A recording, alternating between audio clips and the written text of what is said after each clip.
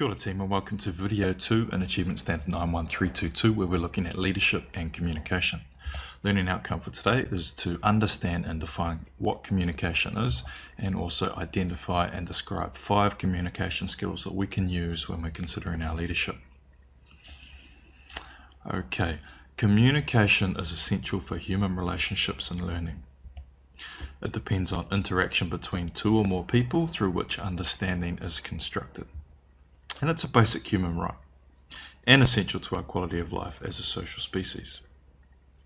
As humans, we communicate, or we use communication to relate to others, share feelings, express opinions, pool information, question, negotiate, and a whole lot of other things. As a leader, it's really important for us to be able to communicate with a group effectively. The leader and the members of the group need to be able to understand directions, instructions, thoughts and feelings so they can effectively work towards a task. It's a few different ways to communicate, and we're going to have a look at 3 different ways. The first one is non-verbal methods. Now, non-verbal methods include things such as body movements and facial expressions, and they account for around about 55% of our communication. The second method is vocal methods, and these include things such as pitch, volume, and rhythm of voice.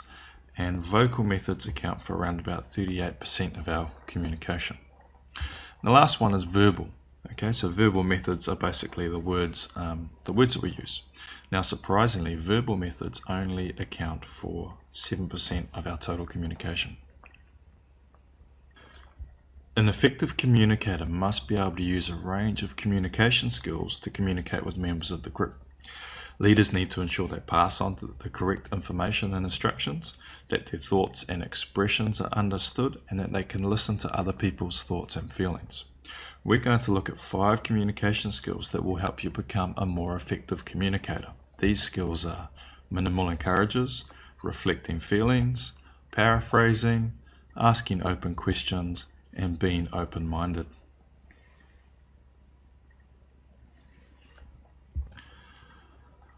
So the first one we're going to look at is minimal encourages. Minimal encourages are small gestures to tell the speaker that they are still listening. It shows that they are interested in what has been said and that the speaker should continue with what they are saying. The gestures could include nods of the head or words such as yes or yeah, kind of encouraging the speaker to continue. Reflecting feelings. This is when the listener makes a short statement to show the speaker they understand his or her feelings. This is an important strategy for showing empathy. For example, rugby training went for almost 3 hours tonight. Wow, you must be really tired then. That's an example of reflecting feelings.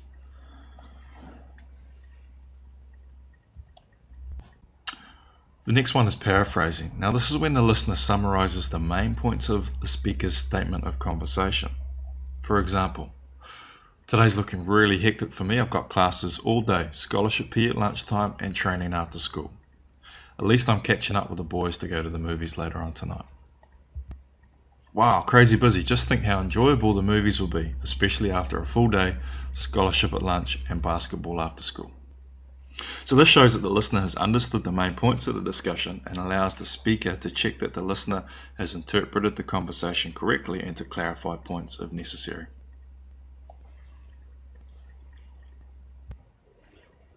Asking open questions. An open question creates more dialogue and requires the speaker to give thought to and an opinion about something. The person responding should not be able to give a yes or no answer or a single word answer. This is quite an obvious one, but a really effective one to use. For example, what do you think makes a good leader as a question versus do you think Jack is a good leader? One question there encourages the listener to consider an opinion and make quite a long statement to pass on his thoughts around that. And the other one is just a yes-no question.